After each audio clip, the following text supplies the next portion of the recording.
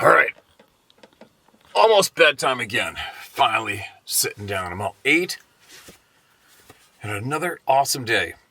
A friend of ours from here, California, come up and had an awesome time.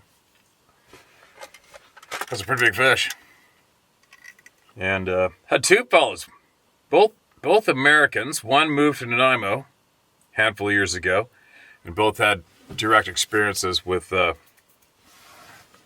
these unacknowledged beings. Interesting, good guys. Now, what got a picture I can maybe share with you? What do we got? What do we got? You got some big fish. Is that going to work? I don't know. Why is it so bright? There we go. How's that for a smile with a big fish? That man leapt at the rods like a frickin' 16-year-old, and then today he tells me he's 68. I just about shit myself. I'm like, you're what? No, you're not. Yeah, that was pretty cool. Pretty cool. Where's another one? I think I got another picture here. Yeah, and here's our other friend from here yesterday as well that came fishing with him. There we go. Got a great fish, too. Everybody got great fish. Now, 2 more sleeps and I'm home. 2 more. Appreciate a lot of people are reaching out about my health. I guess I said something the other day, but we'll see. See what happens once they get all this blood work shit done.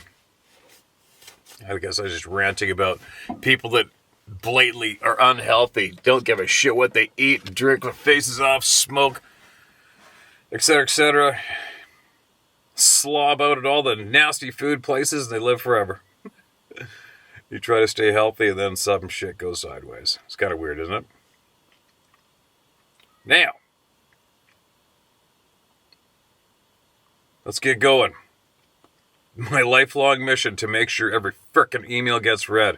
What a thing to take on, right? All right, what's this one? This is titled, let me get comfy here. Pouring, it's raining outside, not too hard, but a little change from the past few days. No title in this email. Greetings, Steve. I've been a big fan of your channel for what seems like ages now.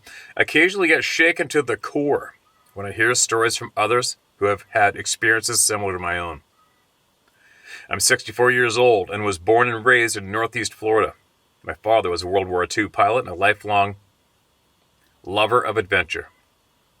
Growing up, we took many hunting and fishing trips around the world, and I spent a lot of time in the Pacific Northwest and Alaska. Right on.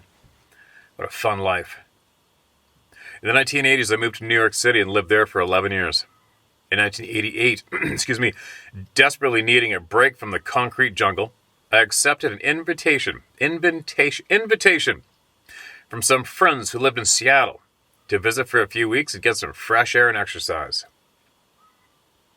I arrived in Seattle in late November, and to my delight, my friends, a married couple, who were avid hikers and campers, had a load of all the latest equipment and a brand new Jeep that was fully equipped for adventure. After getting the lay of the land, I decided I wanted to do a backcountry solo trip up into North Cascades National Park for a few days. My friends kitted me out with everything I needed, handed me the keys to the Jeep, and off I went. I checked in at the ranger station, got a trail map, decided on a trail, and told the rangers I would be out for 3 nights and would check back in on my way return. I hiked out for a full day and found a lake with stunning views to camp on. Being so late in the season, I wasn't sure if there would be any black bears around, but I hung my food religiously and kept my campsite as unattractive to varmints as possible. The first night was uneventful. And I spent the second day reading a book, relishing not being, I think he meant and relishing, not being within miles of another human. And then things started to change. I started to get the feeling that I was being watched, and I couldn't shake it. But I didn't hear anything out of the ordinary except a dead, still silence in the tree line. I built an especially large fire and was scanning the trees every few minutes with my flashlight. I finally fell asleep around 10 p.m. I woke up several times during the night hearing noises in the trees, and I thought I could hear footsteps, but I chalked it up to critters. By dawn, I had the feeling that I was not being watched. By dawn, I had the feeling that I was not only being watched, but that I was not welcome. I couldn't put my finger on it, but I was very uneasy. Snow had started to fall at that point, so I broke camp as quickly as I could and started the hike back to the trailhead. I was about a quarter mile from the end of the trail in a heavily wooded section on the side of a small mountain when I heard a grunt from the trees above me. I struggled to see through the trees. Excuse me, just ate some dinner. Sorry. I struggled to see through the trees. It took a few steps. To my shock, it was a rather large grizzly on his hind legs sniffing the air. I froze. He dropped onto all fours and noticed me. I started waving my arms and shouting, "Hey, bear," at the top of my lungs and waving my walking staff. At this point, he was about 50 yards up the ridge. Then his posture changed, and the hairs stood up on his back, and I knew then that he was going to charge. I held my ground, praying to God that it was only going to be a bluff charge, but weighing the option of the fetal position if I felt an attack was imminent. The bear started to charge, when out of nowhere comes a blood-curdling, cage-rattling roar that shook every bone in my body. The bear immediately veered off the attack and ran off into the trees at full speed. This was followed by 2 more of those screams and multiple howls. Now facing 2 threats, one from a grizzly and one from something much larger and possibly much more sinister, I froze for several minutes before I began to sob. I've never felt such overwhelming fear and terror in my life, and pray that I never will again. I heard footsteps, but I never saw the source of the sounds. I slowly made my way to the Jeep, stopping every few feet to listen for anything following me. I was finally driving down the mountain and to the safety of the ranger station. I told the park rangers that I had had a grizzly encounter and possibly something else, and they laughed. "Sorry, mister, but you saw a black bear. We haven't had a grizzly in the North Cascades in 40 years. I said, "Well, you got one now." I said that I'd been around plenty of them in Alaska and that I knew the difference. They asked if I would take a ranger back up to where the encounter happened. I told them I wasn't going back up there again in this lifetime, but I'd be able to point out the location on the trail map and that there was a ton of fresh snow, so finding the tracks would be easy. I left the rangers with my friend's phone number and my New York number and went back to Seattle. That night, a ranger called and spoke to me. They had indeed found the grizzly tracks, and I was not mistaken. He then asked if by any chance I had walked around that area barefoot, and what size shoe I wore. "Size 10, I replied. Silence. The following day, the grizzly was all over the local news, but no mention of the barefoot guy. A few months later, I received a letter from the Secretary of the Interior thanking me for my contribution to helping reestablish the grizzly population in Washington state. Come on, really? Oh my God.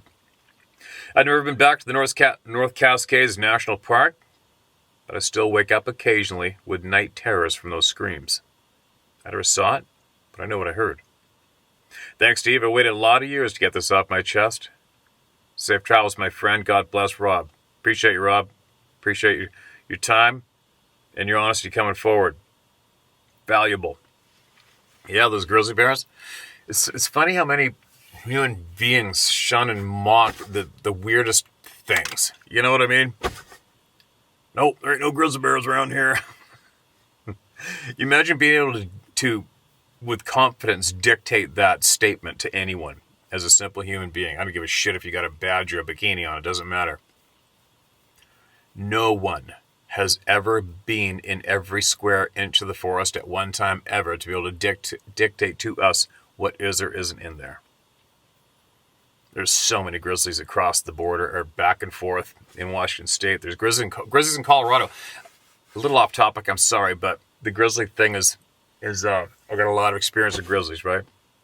I was guiding a man, Stet Edmonds, from Taos, New Mexico, wildlife biologist, and he was telling me about the mythical grizzly bears of Colorado, and how everybody says there's no grizzlies in the Colorado Rockies.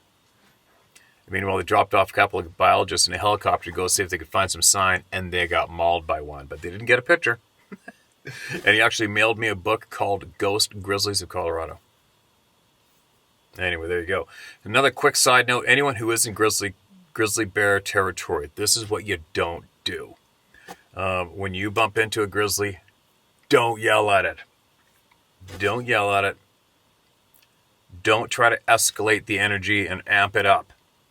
You talk calmly, just like this. One time I should have been dead from a sow and three 3-year-old cubs at about, I don't know what it was, 20 yards or something.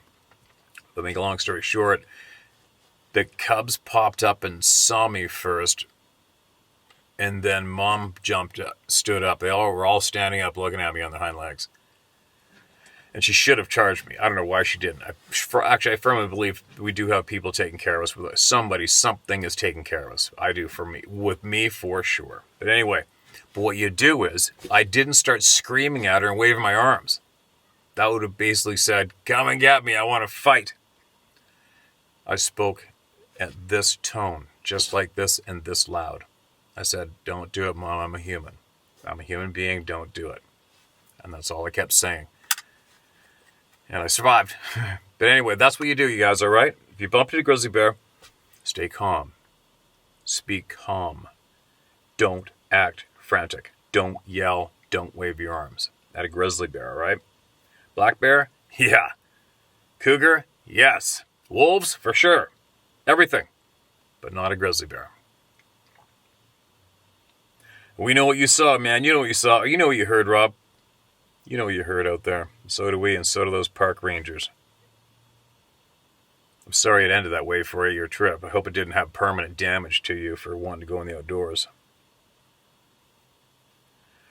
Here's another one. This is titled, Why People Can't Believe in Sasquatch. Steve, this is Joe Morris. You can read my name. I think the reason people can't acknowledge or believe in Sasquatch people is simply, quote, dogma, end quote. End quote.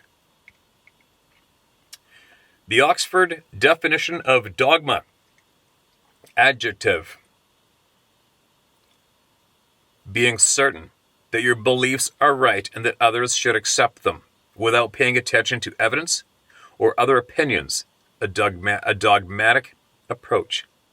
There is a danger of becoming too dogmatic about teaching methods. Traditional indigenous people do not have the dogma of people taught only Western beliefs and opinions. Take care and thank you for your hard work. Joe Morris, Alaska. P.S. In about 3 days, I'll spend a month or so in the Wrangler St. Elias National Park, the largest national park in the United States, then back home for a week. After a week home, I'll head out to the Copper River Basin for a couple of weeks at least. A real remote camping, hiking, fishing, and small game hunting. Just enough to keep me fed while I'm there. I'll have an inReach and be alone most of the time. I love Alaska. I frickin' love Alaska too. Bring a gun. Bring a gun. Report back too if you have anything odd happen. And appreciate you sending that description. Explanation of dogma. Dogmatic. It's a nasty thing, isn't it? This is titled Angels. Read if you wish in brackets.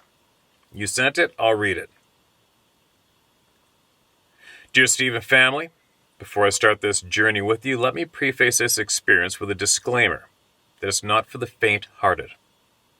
It is a strong statement of the truth. On December 11th, 2004, I received a phone call from my brother Scott. In this call, he told me that our father had 13 heart attacks in one day, and that he would be in the ICU in Lenoir Hospital, some 4 hours by car away from me. He told me that the family was being called in as he would probably pass. Unbeknownst to my family, I went to the garage after speaking with my brother, and I smashed my fist through the wall and scratched, "God, please don't take my daddy." My first wife and I packed up the car and threw the 3 children in the car and drove 4 hours to get to Lenoir, Lenoir, North Carolina, to meet my family there. We met up with my family at the hospital and saw most of the family, and my mom was there. Mom, my brother Scott, and I spoke to a cardiologist who suggested that we fly Dad to the Baptist Hospital in Winston-Salem, as they would have more procedures they could do for Dad. So I hopped in the car with my brother, and we beat the helicopter carrying Dad there. Dad was blue, and his heart had stopped several times aboard the chopper, but he was still alive. The family was brought to a room where there were no windows, tissues, and Bibles placed around the room. They told us that they were going to place Dad on a heart and lung machine, and I asked them if there was one more procedure they could do before they did that. They replied that they could put him on pure nitrogen oxide and try to force his heart to create pathways around the blockages. All week long, we were in the hospital, and I told my siblings and mother that I would take the night shifts and be there for the family. We were on the 7th floor of the Baptist Hospital, Bowman Gray. The day was 18th December 2004. At about 11:15 p.m., 2 young men, black, came into the waiting room and sat near me. I struck up a conversation with them, and I told them about my Psalms 91 and how I had been asked to memorize it by my mother. I opened her Bible for them, and the shorter of the 2 men took the Bible and placed his face towards it as if he were receiving power from it. I asked the 2 men if they had someone who could need prayer. The tall one looked at the shorter one and said, "Couldn't hurt." He told me that a Michelle Hughes would need prayer. I called my wife and asked her to put her on the prayer list at church. After that, we prayed for her, and I looked at the men and offered them the good food my family had brought and anything they wanted from the machines in the room, food and drinks. When I offered it to them, the tall man said, quote, "I have a message for you. Go to Jeremiah 1:5, pick up your mother's Bible and read it," end quote. It read, quote, I knew before you were in your mother's womb and declared you a prophet among the nations, end quote. He continued after I read to talk about Jonah as if he knew him in the first person. "You're a lot like Jonah. You're angry. Go to Jonah 2:2. I read, I heard you cry in the depths of hell and granted your request." The 2 men told their names before they left. I went to hug them and thank them, and it was like hugging very hard rock. The short one said he had to leave, and I continued my conversation with the tall one. The short one left at 11:25 p.m., and the tall one got up to leave. I went to tell him goodbye, and he turned his head toward me and said, quote, "My friend, be careful in whom you converse with, for you never know when you're speaking with an angel of Almighty God," end quote. I was stunned. The next morning, I was with my mom in Dad's room, and the phone rang, and the nurse answered and spoke with an EMT who had broken in a Michelle Hughes, who had been in a motorcycle accident and was not expected to live, but was still alive on the 6th floor and now expects to make it. she had come to the hospital at 12:30 a.m. I spoke to the men at 11:25 p.m. Their names were Gabriel and Michael Hughes. Today my dad is 92. He was 62 when this happened. My first wife died October 23rd, 2005, and my dad stood beside me at her funeral. Sincerely, Mark D. McCall, Ph.D. And there you go. Take from it what you will or leave it. Sounds like quite the frickin' episode in life for that family, right? There's a lot going on that we either don't acknowledge, won't acknowledge, or can't acknowledge, and some do acknowledge and speak about it. I'm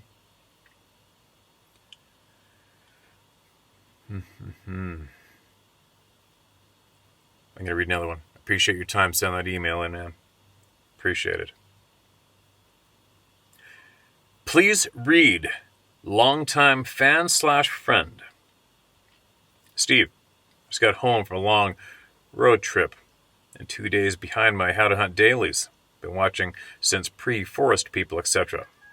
You posted my sticker on my truck. Thanks. Real quick.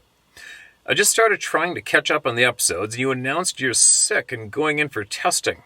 All I wanted to write in is, I'm an expert on alternative therapies for cancers and have healed myself and now 6 other friends, if it's cancer. We love my brother, and I'm praying it's not that diagnosis. If so, please feel to reach out, okay? I may be able to help. Big problem with my Canadian patients is availability in Canada of proper supplements and repurposed drugs, thanks to Justin Castro. This email has been tested for punctuation and spelling. Laugh my ass off. All my love to Sarah and Darren, an adventure dog, Pete Clausen. Pete, send it away, man. I haven't been diagnosed yet. I don't know what's coming. But we'll see. Send it away, though. You know what? Because it's worthy. Should be worthy. I'll share it with everybody here. Who doesn't want to have their hands on that, right? Appreciate that email, man, and the kind words. Big time. The concern. Oh, here we go. I had an email come in from Kathy Flynn, who did the email analysis. So, she emailed the missing analysis part 3, and I'm going to read it. Here we go. Hi, Steve. I checked my scent box and found part 3. The only thing I can figure is the thick smoke we're getting here in the south central Oregon must have interfered with the signal from the cell tower. I'm off grid, so I have to rely on cell signals. Not making excuses, just thinking with my fingers. We had a 1,500 plus acre fire 3 miles away when I sent it the first time. It must have been lost in the muck. Anyway, here it is. I hope it makes it to you this time. It made it, Kathy. Appreciate you. Let me get comfy here. Email analysis part 3. Hello, Steve, and members of the Club in a Return, or the Merely Curious. I apologize for the delay in getting this information sent. No apologies ever needed here, especially from you. I left off in the middle of physical attributes. Whoops, now I'm hitting the light switches in here. Sorry, hold on, I got 3 of them. Got to save my battery. There we go. Nothing scripted, right? One more time. Hello, Steve, and members of the Club in a Return, or the Merely Curious. I apologize for the delay in getting this information sent. I left off in the middle of physical attributes of the Sabe. I believe the next category was hairy versus furred. 100 people reported.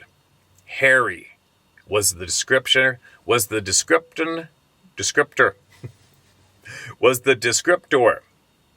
used by 59 people. 11 said the creature they saw was furred. 4 people said their encounters with the creature was sparse hair and skin showing through. Another 4 said their creature was hairless or naked. 8 people said the hair was long. 4 said it was matted, and 3 said it was shaggy. The next category is skin color, with 18 reporting. 12 said the skin was some shade of gray. The only other skin description that made a pattern was dark, with 4 reports. Hair color had 90 reporting. Black was the most common hair color with 26 reports. Dark hair had 18 reports.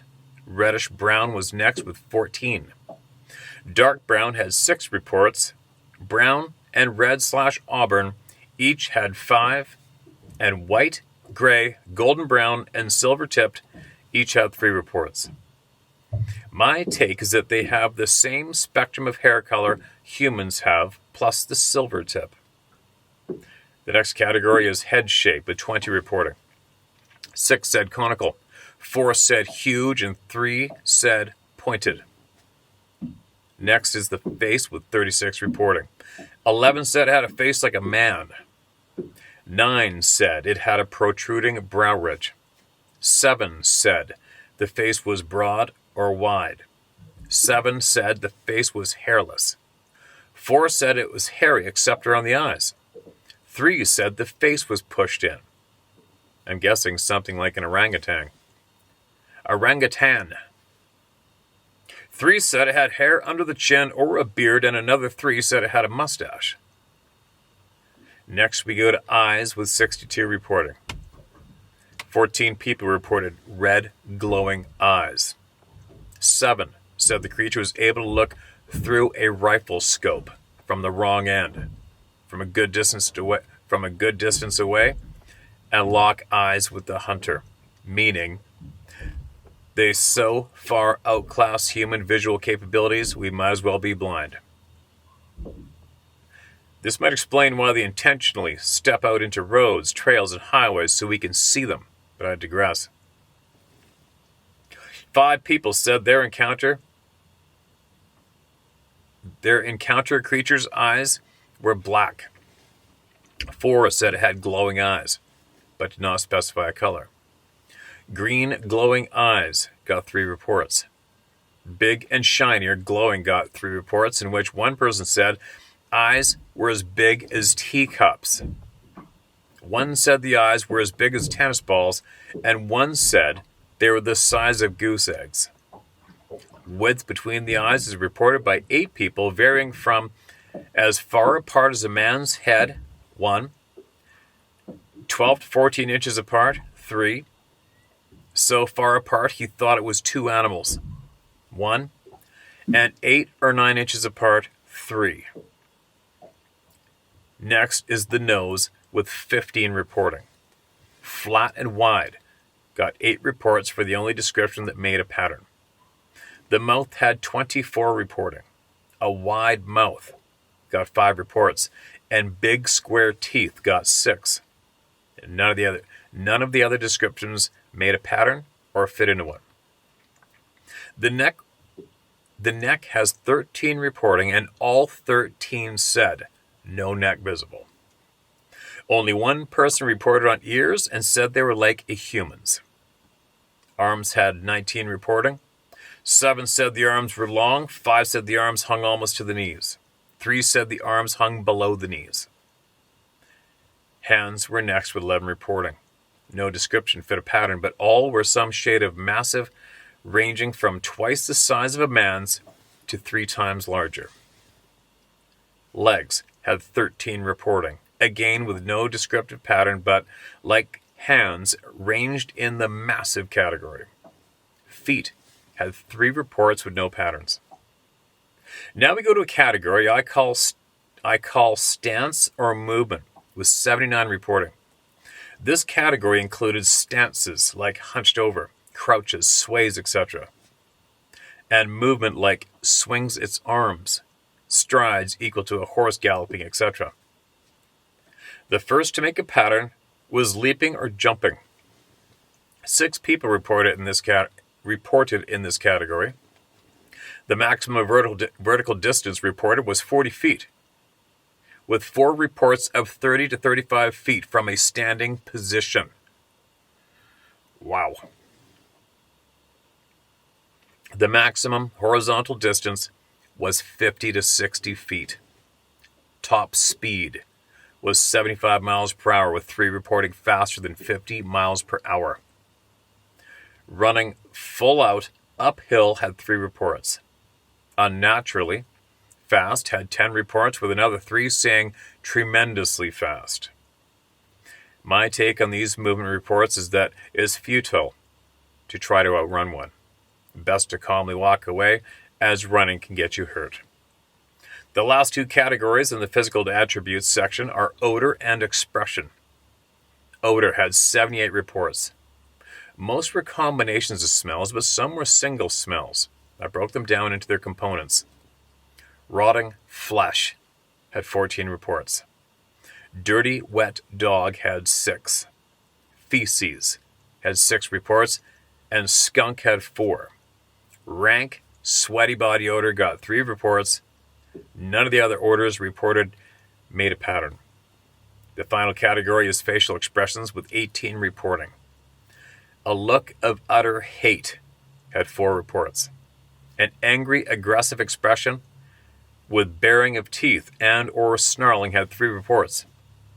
An angry expression without descriptors got 3 reports, and a look of utter disgust also got 3. That concludes today's report. My next report will be on Bigfoot activities at the time of the encounters. Best regards, Kathy. Excuse me. So that's what we heard yesterday, right? Was the next report after 3. Was 4, which was yesterday. And I remember we had a detective emailed us a while back to explain that they go by 3. That's what they use, 3. All they need is 3 of the same to be a pattern, and then they dive all over it. 3.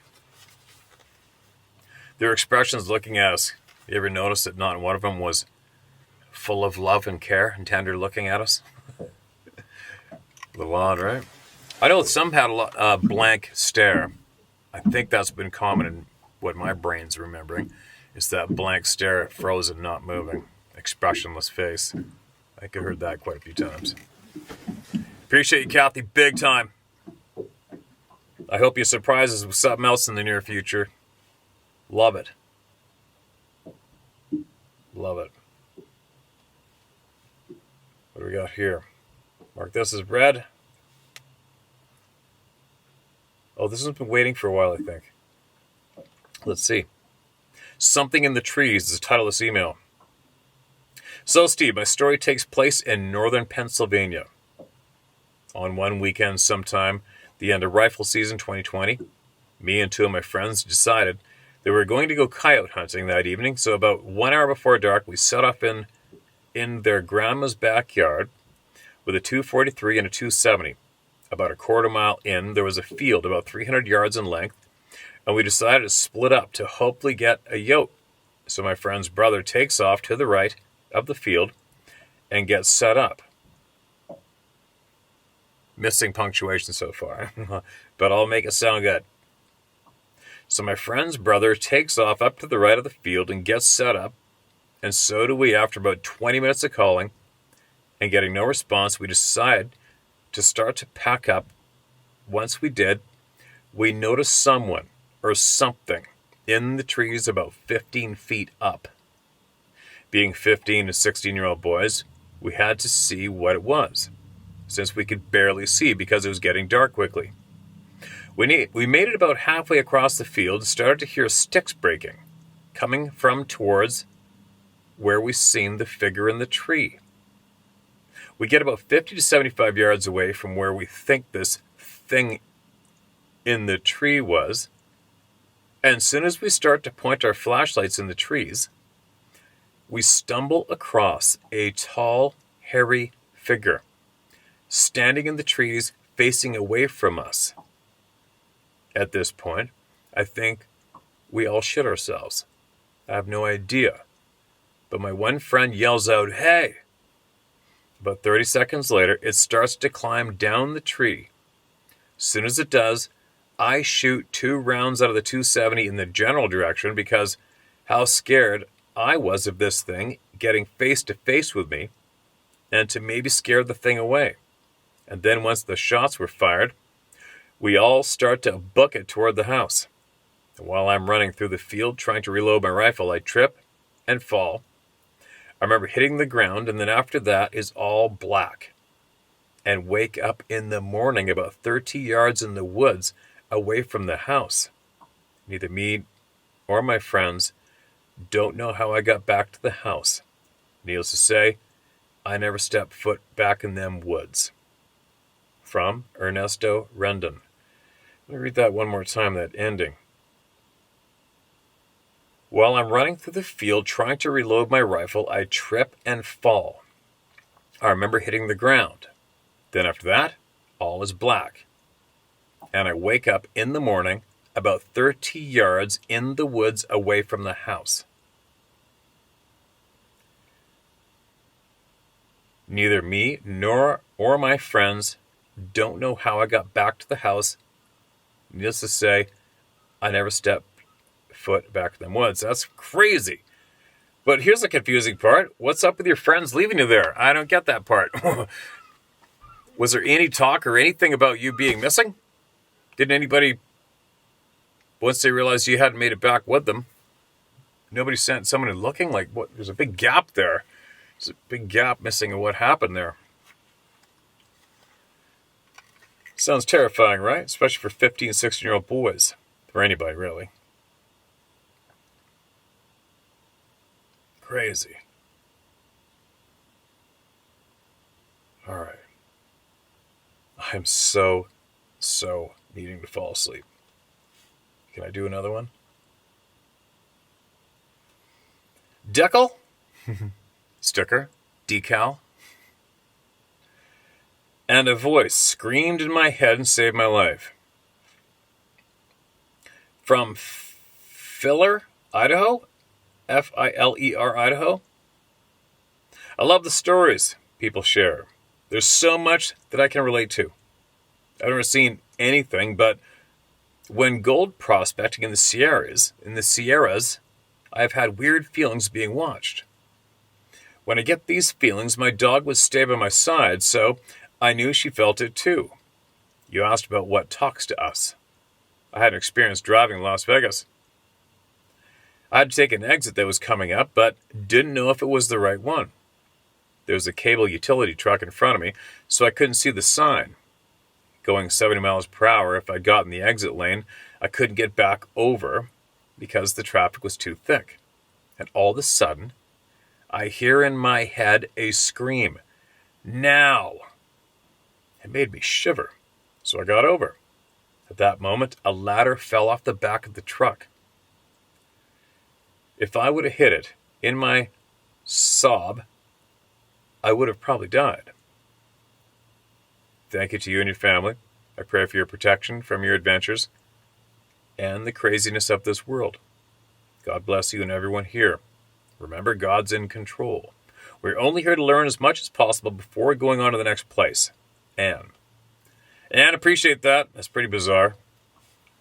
It doesn't sound like much to many people probably, but like I said before, if somebody actually is motivated to go out of the way to make an email and send it, then it had a major impact on them, right? I still haven't heard a voice in my head, although it sounds like thousands of human beings have. Would I like to? Sure, as long as it doesn't mess me up. You know what I mean? I don't bring it. As long as it doesn't have a negative impact on the rest of my life, I'm all over it. One quick mention I was going to mention too, I thought about the other day. I had a dream I think this is about a week ago. I had a dream, a vivid dream. And I was somewhere I wasn't comfortable being. Somewhere absolutely foreign to me on Earth. Ruined buildings or something was in that dream. Something was just very off, disturbing, uncomfortable. But there was two men in that dream. And here's my question. Here's what's odd to me is with dreams. I don't know much about our dreams. I've looked into them too much myself. I know there's a lot of people that do look into dreams. And they are very weird. You got to admit, dreaming is a bizarre thing that the majority of us do, isn't it? And the weird thing for me is, I mean, there was one man, he looked kind of like the guy that was in the movie The Predator. The guy that was like the native-looking guy, big dude, the black hair, big square jaw. And this one person that was in my dream looked a lot like him, but not the same dude. And had like a semi-suit on maybe. But either way, this person was bad, not good. And there's another man as well. And I can see their faces vividly right now is the weird thing for me. But it was a dream. And I've never seen these people before ever in my life. So the odd thing about dreaming for me is, how do we come up with a perfectly detailed profile, a face? How do we come up with a perfect human face, but a strange face to us that we've never seen before in a dream? Picking up what I'm putting down, the confusing part about that. I mean, I understand if we possibly have dreams about our friends or family, people, coworkers, faces that are familiar with us. You know what I mean? Like, we've all had goofy dreams we've had with you and your friend, or you and your wife are doing something somewhere and having a crazy dream, fish, or whatever. But I don't understand the part that's confusing for me and I have interest in is, okay, what's going on? What's going on in these dreams? How come my mind can present to me two faces of two men that are alarming, threatening, not good people, and I've never seen these two men ever before in my life, but I can see their faces vividly clear right now still a week later? What's up with that? You know what I mean? Like, if I was to walk down a busy street tomorrow, down a sidewalk, and one of those dudes passed me, I would pick him out in a second. How do our minds, what's going on? You know what I mean? It's not, there's something about dreams that isn't us doing it, I think. I really think that. Something's going on that just adds to the big confusing puzzles that we already have on the go. How many puzzles can one person have on the go at one time, right? Holy shit. But that struck me as quite odd when I woke up and could see these two very bad people's faces still when I woke up, and I was thinking, how did I come up with these faces? Seriously, how did my mind come up with that? Or was it my mind? You know what I mean? It's a very odd thing, dreams. But anyway, I gotta go to sleep. Sun's going down. I gotta go to sleep. And hopefully I'll be back tomorrow. I think I should be. I have one more sleep after tonight, and then I go home. I'm not sure for how long. Sarah's the boss. She knows.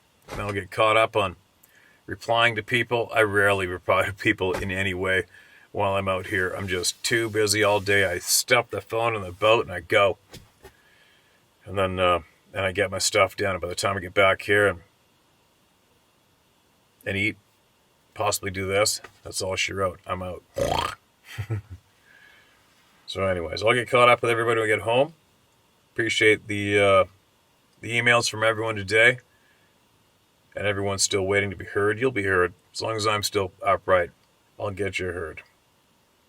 There you go. Links below in the video description below for Sarah's store.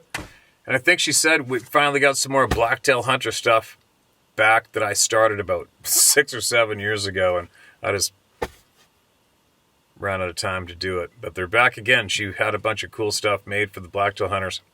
And I think she put it in the store today. So you can have a look at that if it's an interest. Back tomorrow. Share your story, share your truth. Get it to me or get it to somebody. Get it listened to. All right?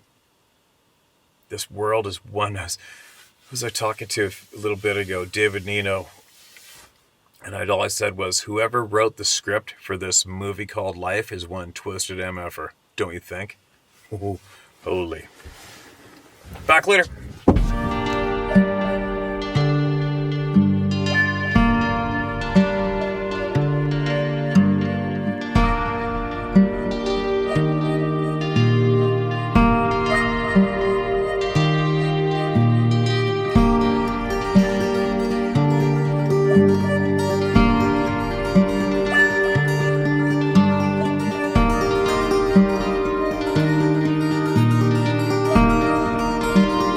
you.